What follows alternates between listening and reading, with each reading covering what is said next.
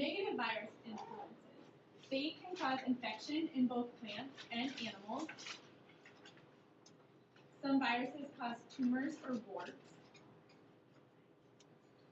And they can destroy cells and are responsible for human disease, such as polio or measles, mumps, influenza, which is the flu, hepatitis, cold, and AIDS. What's mumps and hepatitis?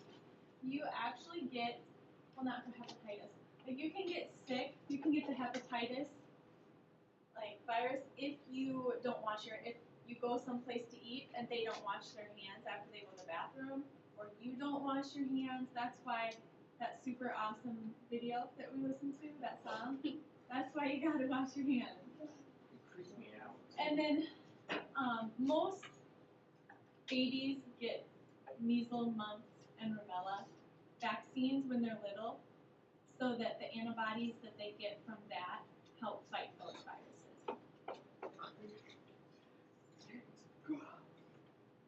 These are some of the viruses. There's the flu over there that I'm sure everybody has got. Looks cool.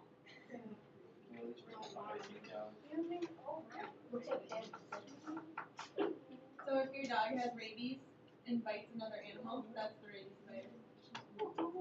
Run away. Okay, guys.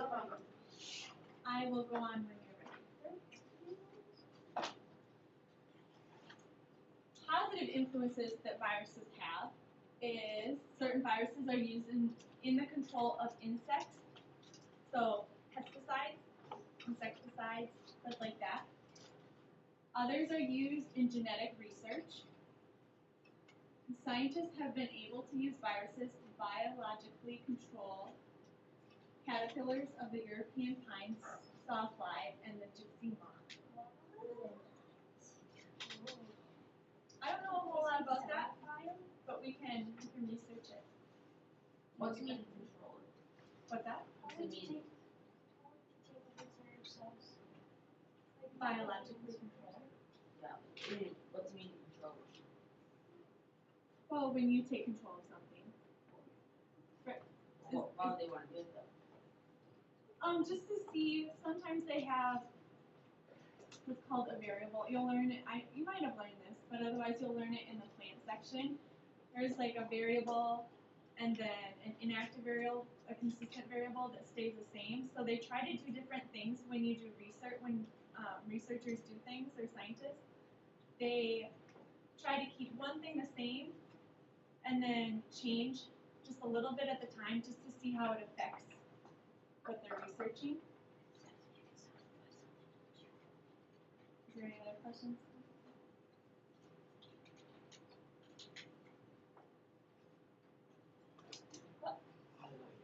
All right. Okay, can we do some stuff? Yes. Can I leave the PowerPoint with you and then okay. So before you ask for more of the PowerPoint, you should have written down the bolded words. And it is super easy to go to, what's that thing in the back of your book? Index. The index, or what has the definitions? The glossary. You guys can go do that. You have books. Everybody has a book, and you can look it up. If you have more questions, you can ask me, or Mrs. Erickson also. You know, what was your question? If you do PowerPoint, I will do a bit slower next time I do a PowerPoint. I found out when I got here that you guys just did a word search, but I made a word search. Oh no. Please don't. Oh. Does it only have 2 words? So, no, it doesn't have to. It's a word. So I am going to hand this out, and you need to be quietly working on this, or looking up the terms that you didn't quite get to. I have one.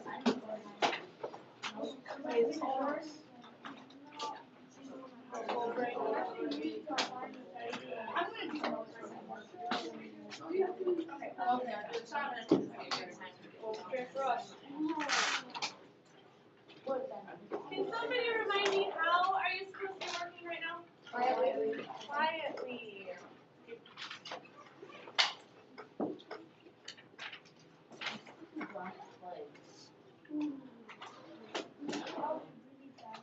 No, Is it in your book? yeah. What's it say? You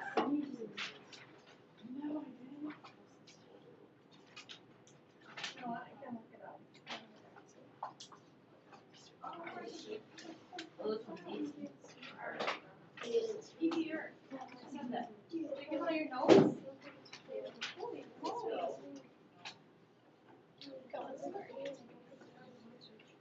Oh, really?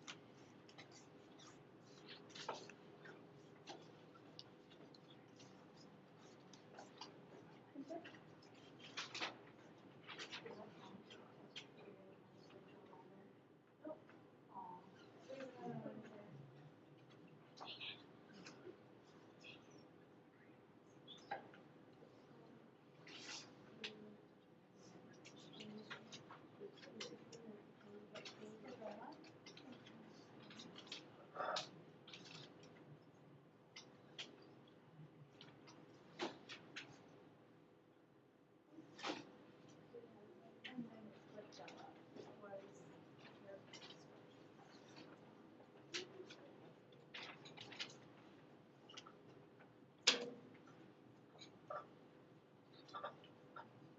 Hey guys, I'm really sorry to interrupt you. Do you remember in the book that was read to you, when on the page that it multiplied from 2 to 4, 4 to 8, 8 to 16? Who knows what that's called?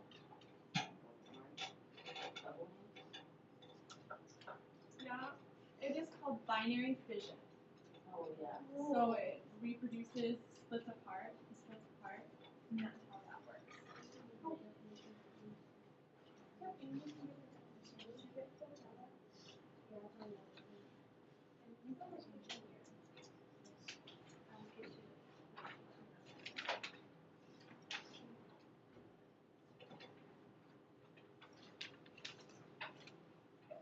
I had a question, Sam, did you ask about biorenovation?